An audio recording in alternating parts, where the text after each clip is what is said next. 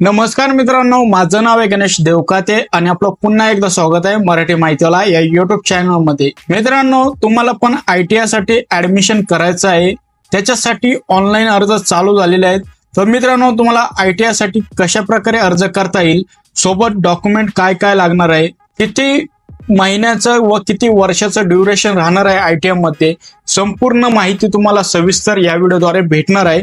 तर व्हिडिओ शेवटपर्यंत बघा आणि अशाच लेटेस्ट अपडेट मी तुमच्यासाठी घेऊन येत असतो, त्याच्यासाठी आपल्या युट्यूब चॅनलला सबस्क्राईब करून ठेवा। तर मित्रांनो, चला व्हिडिओला सुरुवात करूया। मित्रांनो, ही काही अपडेट आहे बघा। या अपडेट मध्ये आपण जी महत्वाची माहिती आहे ते बघणार आहोत। इथं बघू शकतात ऍडमिशन दिलेलं आहे, महाराष्ट्र ITI ऍडमिशन 2024 चालू झालेले आहे। मित्रांनो, इथे बघू शकतात एक कंडक्टेड बाय DVT या मार्फत करण्यात आलेलं आहे। कोर्सचं नाव व्हॅकेशनल आहे, ऍप्लिकेशन मोड ऑनलाईन आहे, तुम्हाला ऑनलाईन अर्ज करायचे आहेत। मित्रांनो, कोर्सचं ड्युरेशन काय राहणार आहे, तर कोर्स जो असतो मित्रांनो ITI साठी 6 महिने तर 2 वर्ष यामध्ये राहतो। तुम्ही जो कोर्स करायचा आहे, ज्या कोर्ससाठी इच्छुक आहे, तुम्ही त्या प्रकारे फॉर्म भरू शकतात। ऍप्लिकेशन कधीपासून चालू झालेले आहे मित्रांनो, 3 जून 2024 रोजी हे ऍप्लिकेशन चालू झालेले आहेत, म्हणजेच ह्या महिन्यापासून चालू झालेले आहे ऍप्लिकेशन। आणि ऍप्लिकेशनची जी लास्ट तारीख आहे किंवा डेट आहे 30 जून 2024 राहणार आहे। तर मित्रांनो, थोडं खाली आलं तर यांची इलिजिबिलिटी एज काय आहे, तर ऍप्लिकेशन करण्यासाठी तुम्हाला 14 वर्ष पूर्ण झालेलं पाहिजे आणि यापेक्षा कमी वय जर असेल तर तुम्ही ITI साठी ऍप्लिकेशन करू शकत नाही। तुम्हाला जे एज्युकेशनल क्वालिफिकेशन आहे मित्रांनो, ते 10वी पास पाहिजे किंवा एखादा अदर जर कोर्स झालेला असेल तर तुम्ही ITI साठी अप्लाय करू शकतात। आता याच्यामध्ये मित्रांनो, ऑनलाईन फॉर्म भरण्यासाठी सर्व जे विद्यार्थी आहेत त्यांना जे महत्वाचे डॉक्युमेंट लागणार आहेत, तर इथं काही डॉक्युमेंट देण्यात आलेले आहेत।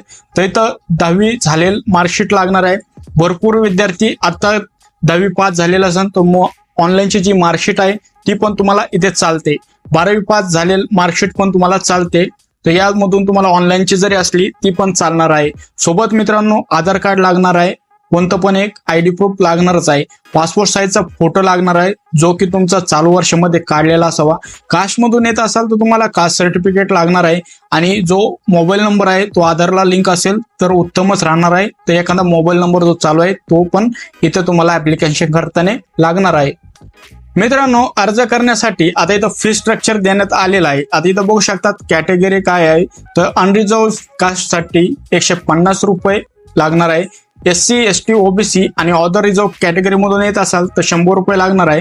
Non domicile other state candidate म्हणजे महाराष्ट्राचे जर बाहेरचे कॅन्डिडेट असतील तर 300 रुपये का तुम्हाला फी आहे ती लागणार आहे। तर मित्रांनो, इथे दिलेलं आहे नॉन रेसिडेंट्स इंडियन्स त्यांच्यासाठी 500 रुपये फी लागणार आहे। असं काही फीस क्रायटेरिया आहे मित्रांनो।